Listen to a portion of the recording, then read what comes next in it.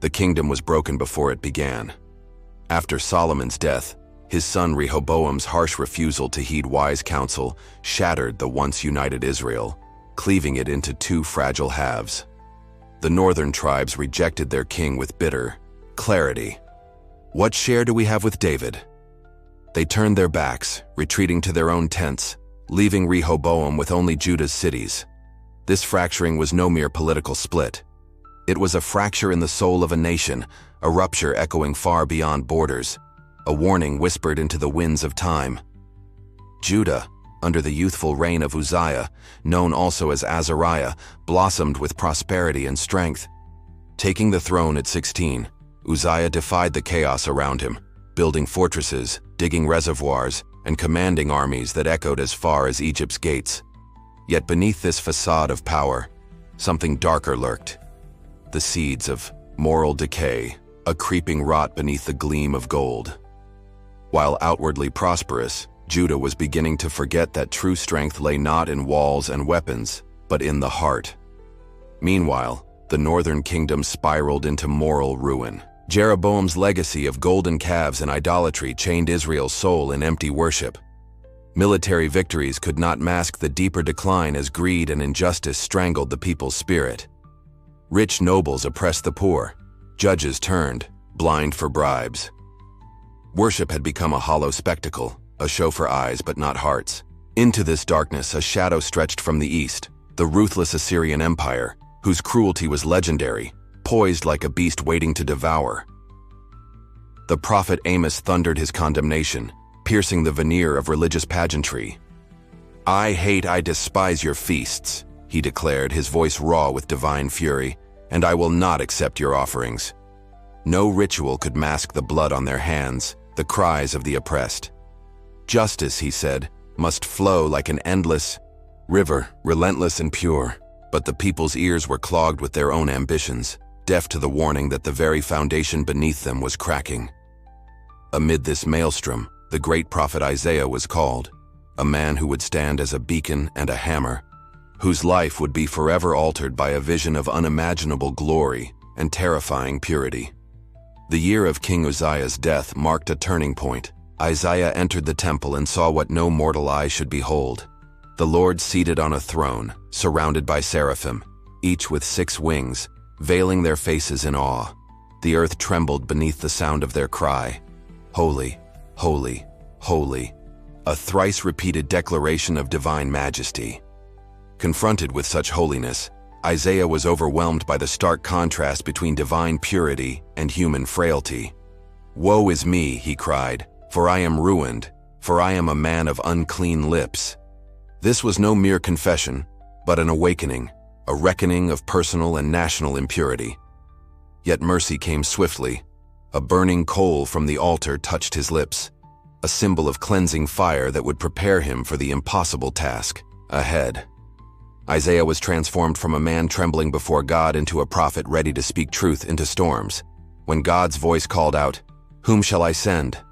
Isaiah answered without hesitation, "Here am I. Send me." This was not a call to comfort, but to confront, a summons to be both herald and heralded, a bearer of divine wrath and hope. His mission would span decades, weaving through kings, reigns, and a nation's trials, his words cutting through complacency like a sword. Behind the prophet stood a man, a husband, father, a citizen of Judah's elite, rooted in a world fraught with political intrigue and spiritual battles. Isaiah's family was more than background. It was a living symbol of his prophetic message. His wife, called simply the prophetess, bore children with names that echoed warnings and hope. His son Shir-Jashub, a remnant shall return, embodied a flicker of light in impending judgment. Another, Maher-Shalal-Hashbaz, swift as the booty, speedy as the prey, was a living prophecy of doom brought by Assyria's march. They were not just family, but living signs to a nation teetering on the edge of collapse. Words made flesh in a time when every action held cosmic weight. Though Uzziah's son Jotham walked in his father's footsteps of relative faithfulness, the nation's heart remained hardened. The rich tightened their grip, the poor cried out unheard, and idol worship persisted in hidden shrines. Isaiah's voice rose, fiery and unyielding, calling the people back to justice, to care for the widow and orphan, to seek righteousness beyond empty rituals. "Learn to do good, seek justice," he demanded. "Defend the oppressed." His words were a mirror reflecting a society's sins: princes who loved bribes, judges who betrayed justice, and worshippers whose hearts were far from God. Then came King Ahaz, a shadow cast long and dark over Judah. Unlike his ancestors, Ahaz turned away from God, embracing the idolatry and alliances that would bring ruin. His reign invited foreign gods into Jerusalem's courts, burning his children in sacrifice, and seeking security not from the Lord, but from mighty Assyria. When enemies gathered at Judah's gates, threatening to overthrow him, fear gripped the city like a vice. And in this moment of desperation, Isaiah delivered one of his most haunting prophecies, a sign not just for then, but for all time. Isaiah told Ahaz to ask for a sign, any sign, to confirm God's protection. Ahaz, steeped in doubt and political fear, refused, pretending humility but secretly seeking help elsewhere. The prophet's response was a piercing promise. "The virgin shall conceive and bear a son, and shall call his name Emmanuel, God with us." This was not just a political reassurance, but a cosmic declaration, a flicker of divine hope amid political darkness, a future Messiah who would embody God's presence among a fractured people. The fragile promise of Emmanuel clashed with harsh reality as King Ahaz rejected God's protection and turned to Assyria, bribing their king with the treasures of the temple. This desperate political gamble invited an empire known for its merciless conquest and brutal tactics into Judah's fate, binding the kingdom in chains of subservience and humiliation. What seemed like a shield soon revealed itself as a noose, tightening with every passing day, suffocating Judah's independence and faith alike. Isaiah's warnings echoed louder. Human alliances would drown them in destruction, not save them. Isaiah's prophecy cast Assyria not merely as a foe, but as an instrument of divine wrath. The empire's iron fist, forged in cruelty, was God's chosen rod to punish a people who had abandoned justice and mercy. Yet Isaiah's vision was never one of despair alone. Though Assyria would sweep through cities and crush kings, their reign would be short-lived, a temporary scourge before the final reckoning. God's sovereignty was absolute, and even the proud king of Assyria would be humbled. This divine irony pierced the arrogance of empires and kings alike. Their power was a fleeting shadow under the eternal light. When Hezekiah ascended to the throne, hope flickered once more in Jerusalem's beleaguered heart. Unlike his father Ahaz, Hezekiah sought to restore the covenant, tearing down idols and purifying the temple. His was a reign of fierce faith and bold reforms, a desperate attempt to pull Judah back from the abyss. The weight of his commitment was heavy. Cleansing years of spiritual rot was no easy task. Yet, with Isaiah's guidance, Hezekiah embarked on a path that sought not just political survival, but spiritual revival, igniting a fragile flame of redemption in a land scarred by betrayal. But the shadow of Assyria loomed large and unrelenting.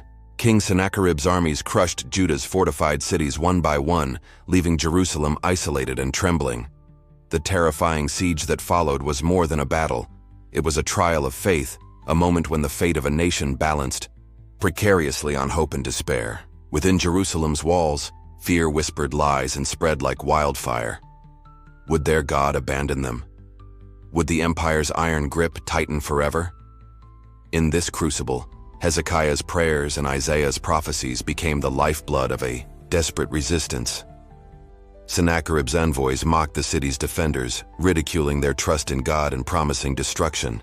Their words cut deep, sowing doubt and panic. "Why trust a broken God who cannot save?" they taunted, brandishing the spoils of conquered lands. Yet within the walls, the people clung to Isaiah's message. Trust not in swords or shields, nor in Egypt's weak alliance, but in the God of their ancestors. Their silence in the face of the blasphemy was louder than any shout, a testament to a faith tested by fire and shadow. In the darkest night, the unimaginable happened. The angel of the Lord swept through the Assyrian camp, and in a single, devastating stroke, the mighty army was struck down. The once feared invaders fled, their power shattered not by sword or strategy, but by divine intervention.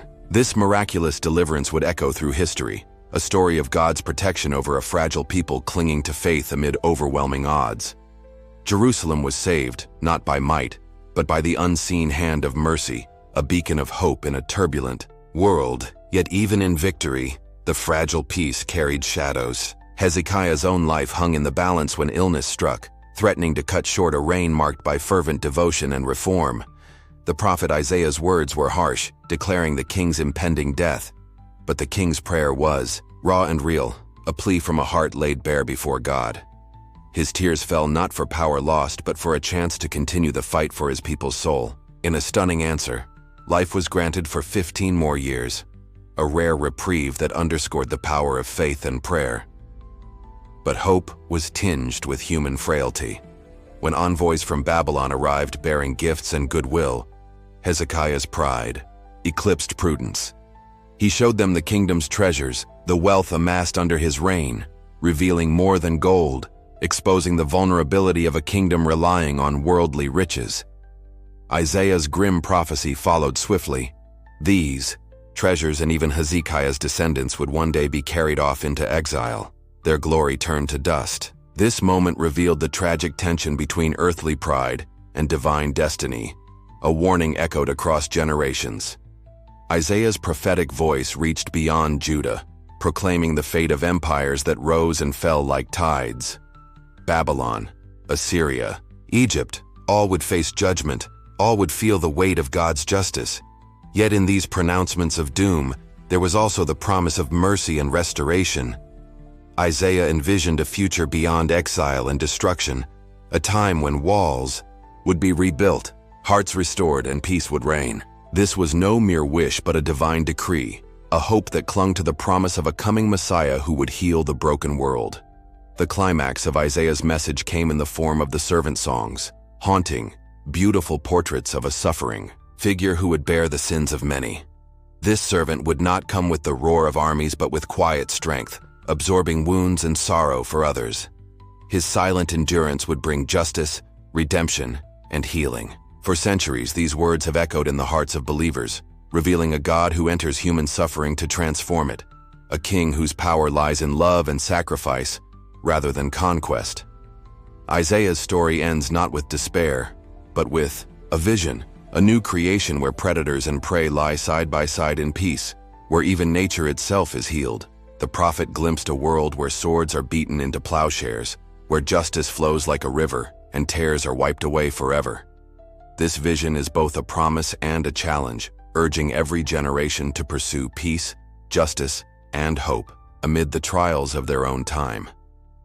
Isaiah's legacy remains a silent thunder, a call to faith that resonates across ages, inviting us to stand firm when kingdoms fall and darkness threatens to consume the light.